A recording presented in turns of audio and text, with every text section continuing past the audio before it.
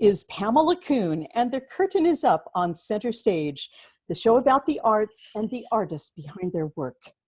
You know, there are angels on this earth. They surround us each day, and with wings that spread wide, they can envelop those around them with a benevolence and warmth that is at once healing and filled with grace. I hope I have your attention, because my guest today is one of those angels. She is part of the movement of generosity that has risen above the sadness and fear associated with the coronavirus epic. I heard about this angel, Miss Valeriya Sholokhova, through 6 degrees of separation. Her story filtered down to me about the talented professional cellist who would unfailingly set up her cello on East 95th Street in Manhattan each evening. After the cheering for the essential care workers at 7 p.m., she would start to play. The pandemic did not deter her. It was a catalyst that sent her to the deserted streets. The residents in the area started to look forward to her playing, each evening's music making, and they would come to hit their windows or balconies, and they would wait. For Valeriya, it was a mixed bag of repertoire. She played what she felt would communicate her soul to the people around her, and her audience responded in kind. To this day, they look forward to her visits and cherish her musical offerings. One resident eventually reached out to her, desiring to know more about the cellist behind the music. It was then that she shared some of her most intimate thoughts and her touching motivation for sharing her talents with the community. And I hope she will share those stories with us today. So I take great pleasure in introducing my guest, cellist Valeriya Sholokhova, to Center Stage. Welcome, Valeriya. Thank you for being on the show. Thanks for Valeriya, having me. right now, you are probably the most revered person on the Upper East Side of Manhattan. I have to say this. And you are a highly trained artist. I mean, you have the Juilliard and Manhattan School of Music pedigrees. You've performed at Carnegie Hall. You've even performed on Saturday Night Live. I love it. Right. I just have to know, what was behind your motivation for taking your cello out on the street on East 95th? And yeah, so I had spent the first couple of weeks of COVID kind of hermiting my way in the room, and I was very disappointed with myself. I was still practicing. I was in touch with my friends, but I was reflecting a lot about the nature of what we do and why we do it. And that's a really central question that has never left me, but I had finally some more time to really ponder it. And I realized, I know there were so many of these cheers at 7 p.m. that I had heard outside. I was usually practicing at that time. So sometimes I'd be recording myself and there would be cheers outside. And it was really fun because I would name that file and the crowd goes wild and I would be playing like Penderecki, like things those are fun clips to have.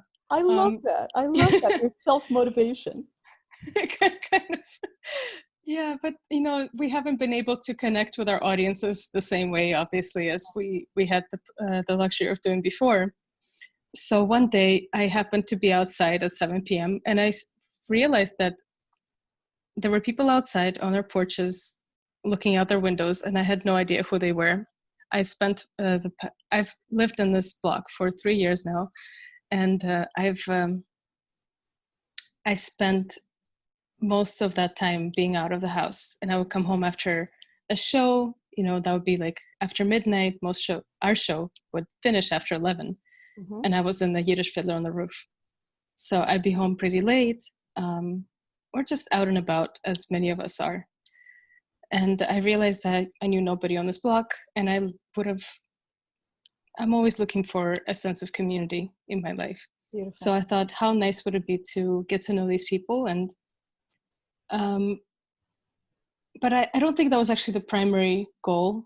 It's just that one day I realized that everybody was there. I don't want to call them a captive audience, but there was just a little bit of that as well. But I just thought, wouldn't it be nice to do like a daily meditation of the role of music in people's lives and how it can change as a community? Exactly. Wouldn't it be nice for me to come outside and play a tune, maybe 2 minutes? It doesn't have to be long, or as some people had warned me, annoying. They said, don't do it because you don't want to annoy anybody. You don't want to intrude on their lives. So I just thought, I would love to prove those people wrong, or those voices wrong. I want to see that music does matter to people, especially at this time. And that's how I decided to go out there. Just it really is a journey. No day is alike. So I'm able to take away different things on a consistent basis and come away with new thoughts on the way the music's place in my life, and music's place in the lives of others, of those Yeah, around me, and how that can really bring people together, even as everybody's on their own porch. I Yeah. love it. So am I to understand you literally came out every night and you still are? Yep. Yeah, I'm still doing it. And, I do get a little bit, I don't want to say burnt out, but some days I feel like there's not very much for me to give. And I'll come out and I'll play anyway. And I realize that I always do have something to give. Like, no matter how difficult my day has been, I always come away feeling better after having played.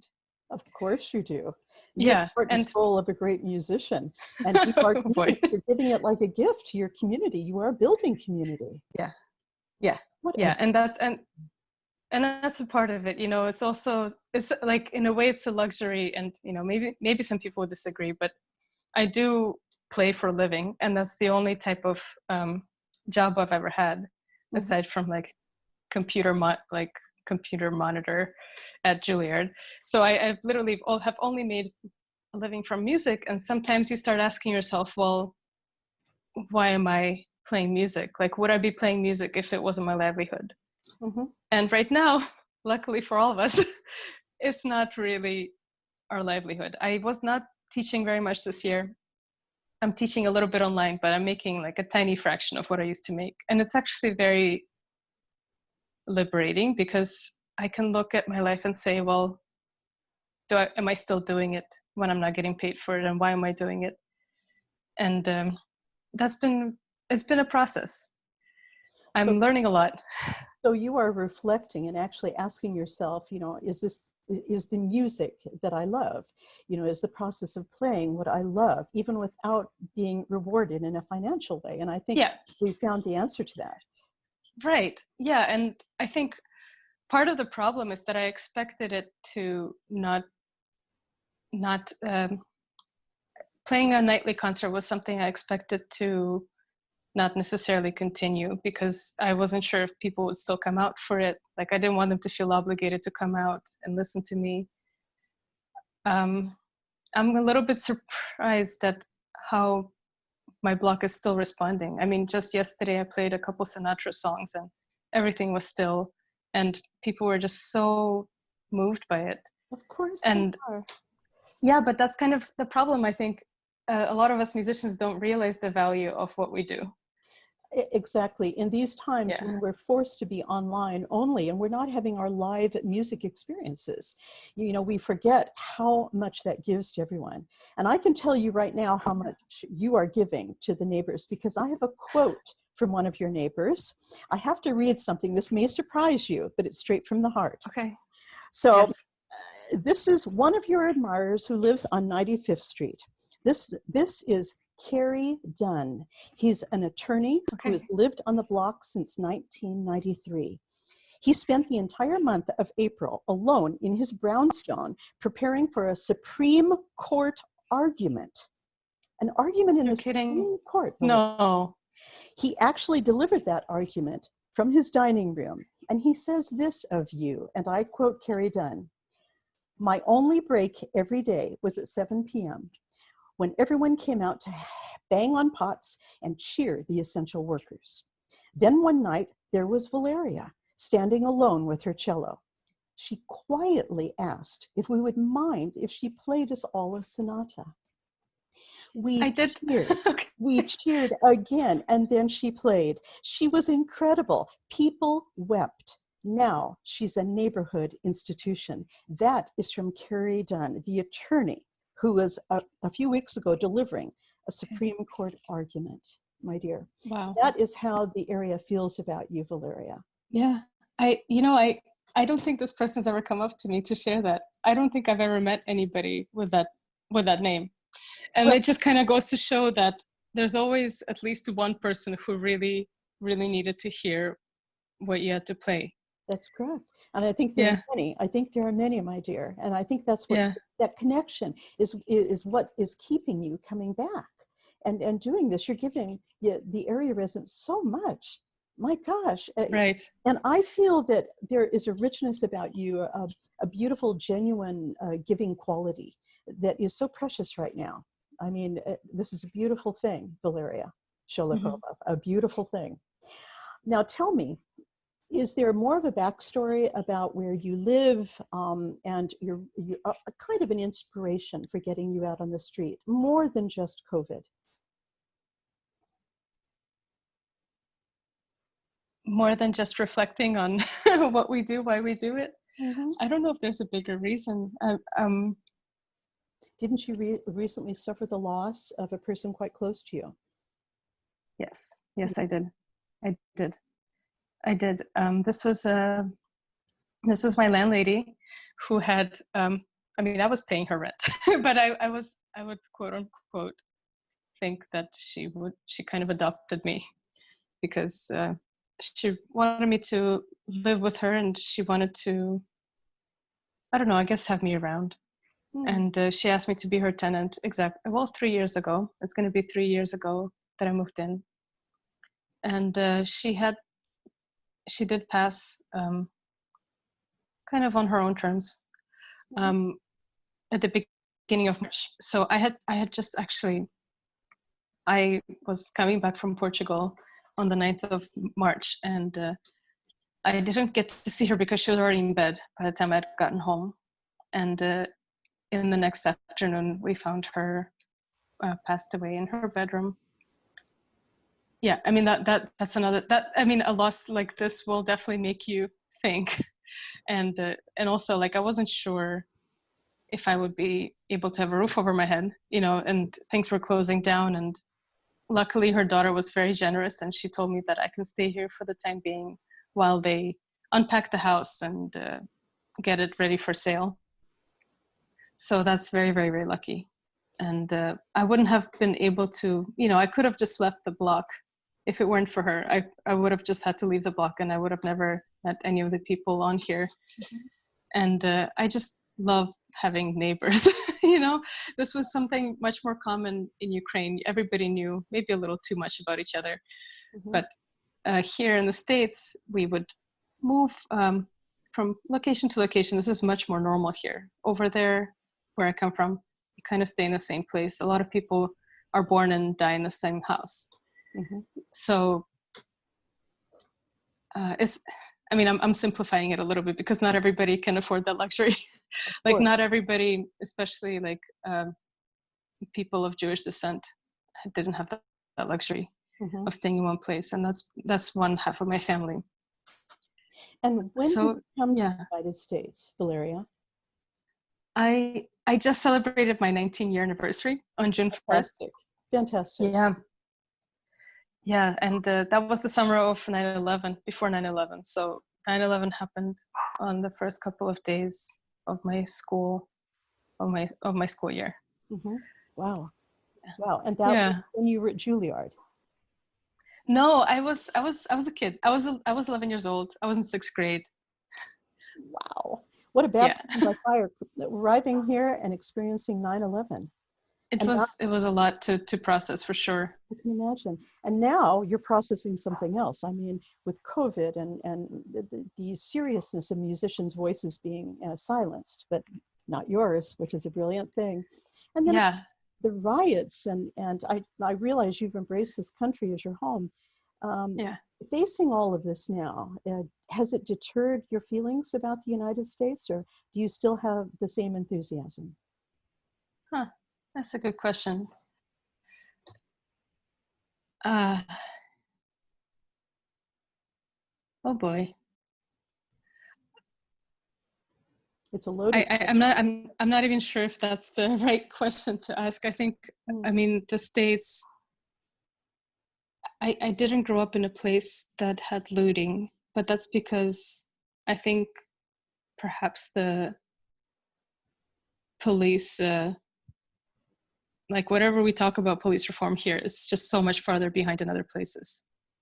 Really? You know, and I'm on board, you know, with Black Lives Matter. Mm-hmm. And yeah, it's,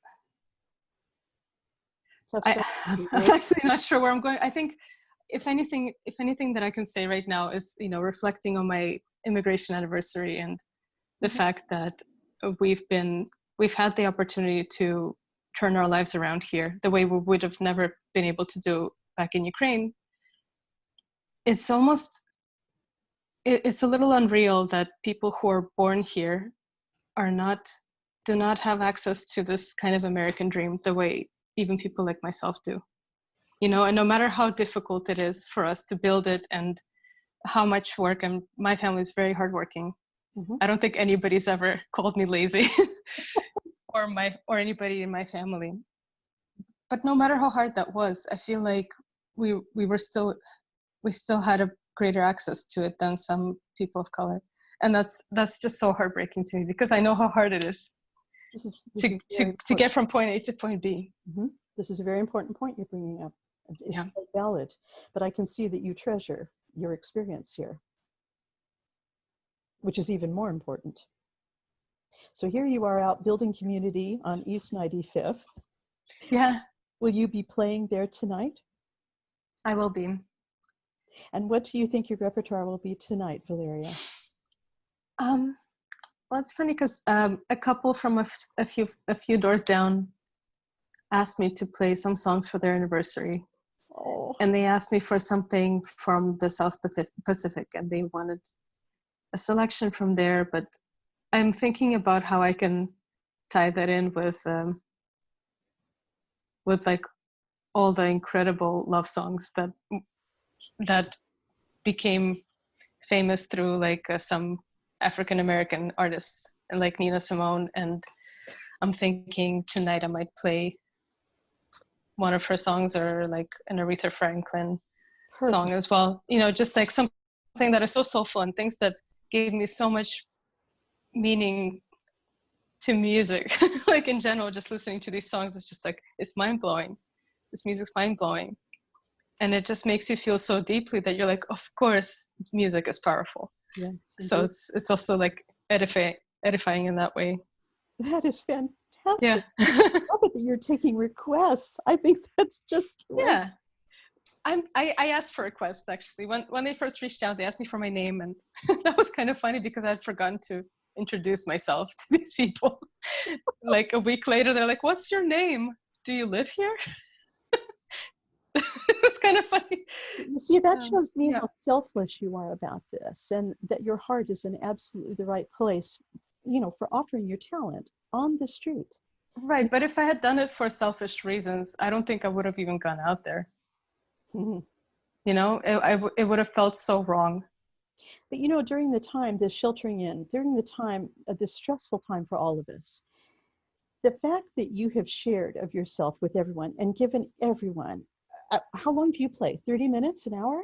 No, I don't. That would be a lot of preparation and I would have no life, which I'm still holding on to. They would love it. They would love it. I did have a couple of friends come over once and we played like a longer set, and that was maybe 15 to 20 minutes. But I play about 2 or 3 songs per night. So that can be from 5 to 10 minutes. It's enough for me to prepare at home, because then to pick out the songs every day, it takes work. It takes time for me to like be thoughtful about what am I going to play on a given day, mm-hmm. and how to combine, because usually I would only have to think of one song. Now they're expecting 2 or 3. Mm-hmm. So how do I tie a few pieces together in a meaningful story? And, you know, a lot of this music is not written for the cello. Sometimes I'll just play a tune. Mm-hmm. So it's not like written for solo cello. So I have to find the music. I have to see if I can kind of memorize it, because I don't like to bring out my printer's gone. So I can't even print stuff out anymore. So it's a process. Like I do have to definitely sit down for some time to prepare these things. So yeah, I think half an hour would have been a bit excessive for me It's a little, right I now. can understand the amount of work that is going into this. You know, Yeah. Valeriya, just let me ask you this. If in 10 years' time you look back Mhm. at this moment, yeah, let's say we're Yeah. back to normal, whatever that normal may be for us. And hopefully we as musicians will be back working and we'll have music live again.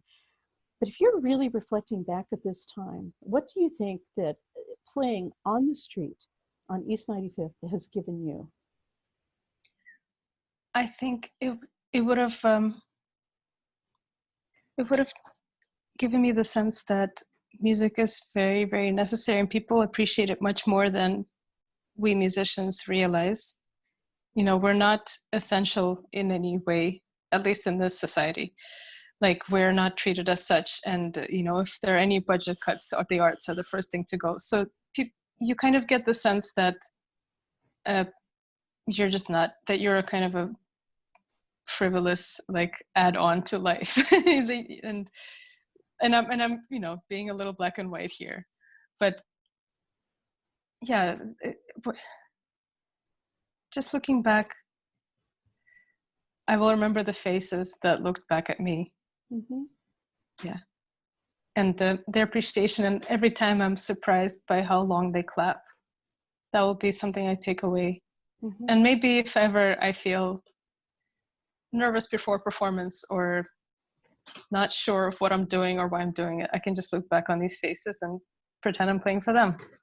That's so fun. That's amazing. I mean, that's like a gift for a lifetime. They've been nothing but an amazing audience. No one, yeah. I think you're an amazing individual to give to them, and it's only reciprocated. I do. What you and I spoke a few days ago, and you said something really interesting to me. You Mhm. said that every person in this world that they can have a meaningful life, that it is available to them. Right. Yeah, that's another I've been thinking about. That's kind of in the lieu of thinking about classical music and its place in society at large. Mm-hmm. Um, yeah, I don't know how much I should talk about my experiences at Juilliard, but We know that Juilliard can be a little bit frightening, yeah. But yeah, go on, it please share with us. and the classical music world on the whole, there it's relatively small. It's a little niche, but there's a sense that there are like a couple people who can really be successful and others who are kind of floating below that, you know. And I guess speaking of privilege and where you come from, like a quick path to success is not an accident, like 99% of the time. It's having the resources, it's having the right type of guidance. It's just, you know, not having to deal with as many personal challenges Mm-hmm. necessarily. So, and you know, I may be, you know, totally be ignorant of this, but I don't think I'm totally wrong about it either.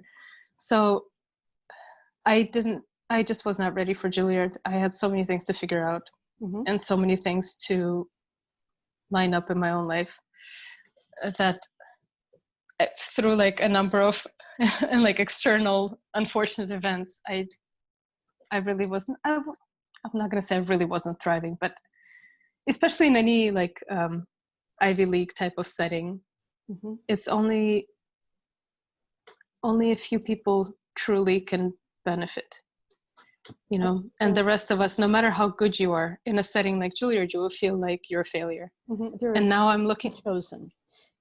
yeah, right. And now I'm listening back to my recordings and realizing I don't think it had that much to do with my playing. Because the slow-mo, for example, that I sent you, I think is a beautiful recording. And I recorded it 8 years ago. And I'm like, what was I thinking that I don't matter? You know, but that's kind of the feeling that I took away from my time at Juilliard. I think And, you know, you're not alone there, Valeriya. I've talked to yeah, musicians who felt yeah, quite isolated at Juilliard or felt the extreme competition to be too much. right. And it's not just, you know, I'm not very competitive Mm-hmm. by nature. So I don't think I was even part of that competition in my head. That I couldn't even concern myself with being at the top. Mm-hmm. It was more like how people treated you, and when you felt invisible and you felt like people could afford to do whatever they wanted and it would have been fine. Mm-hmm. And this like applied to some like more serious lawsuit type of stuff with Juilliard that actually was finally addressed last year. Really? So yeah. And I'm not in the place to really talk about it in detail right now. But yeah, it's just this feeling that people can afford to treat you poorly and it's fine. But the shame of Yeah. all of this is the wound it leaves upon you as a musician. To think for one moment with your wonderful talent that it might be dumbed down just by an attitude, you know, or that feeling is almost a crime. Right. I mean, you can look at it that way, but you know, I also think that just not striving for success and not necessarily being competitive is kind of ties back into what we had talked about a little earlier, what you had mentioned a little earlier about leading a life of meaning. And you know, it's so easy to get caught up in like, am I like in this group of whoever? And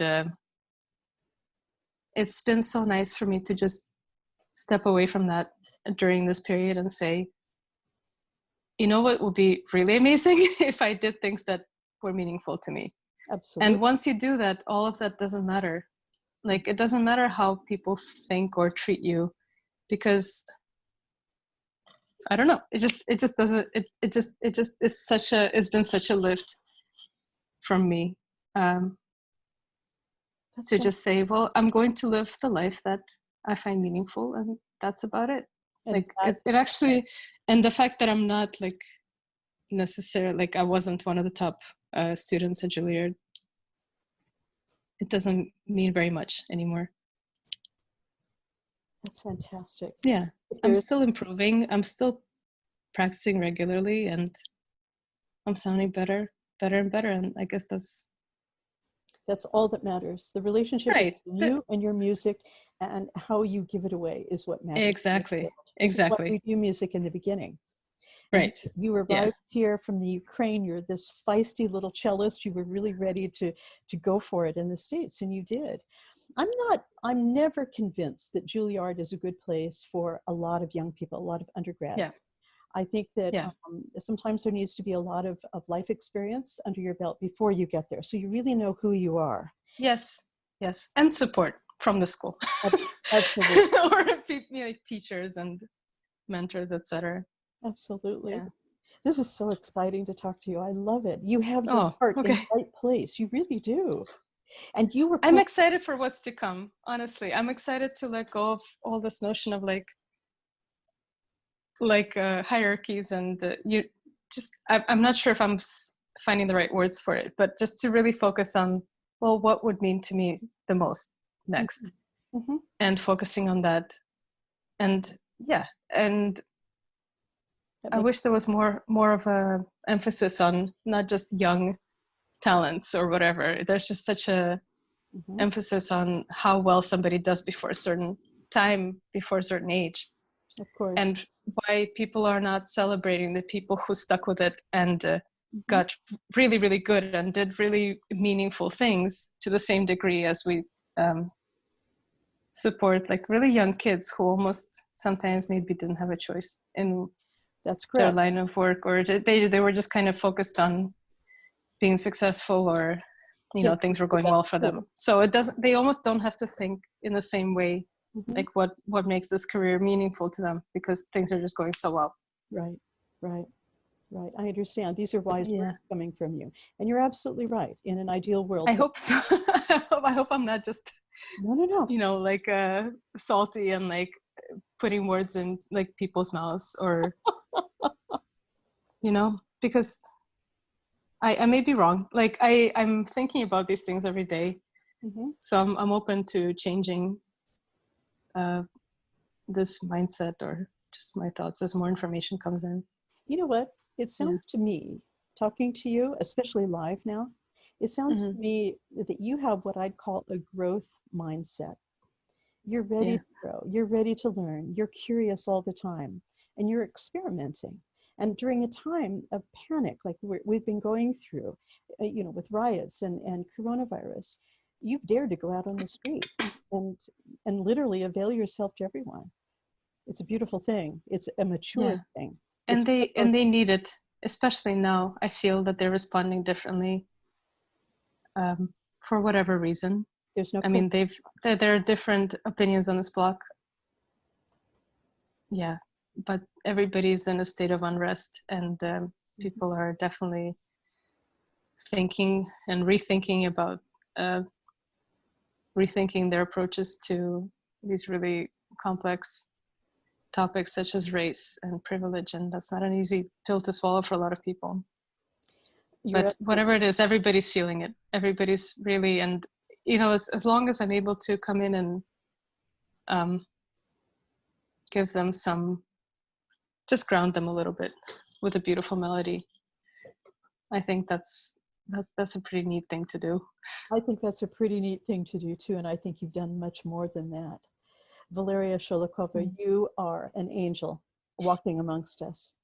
And if I can speak on behalf of everyone on the Upper East Side that enjoys your music making every night, I think let's put it this way, I think there will be a special place for you in heaven. And you've given healing to so many people around you right now.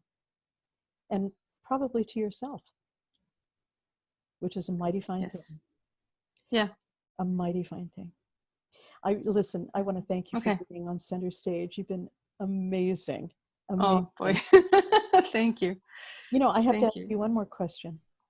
Yes. Valeriya, if there was one word or phrase which you identify with or which sums you up, what would it be? I had never really thought about that.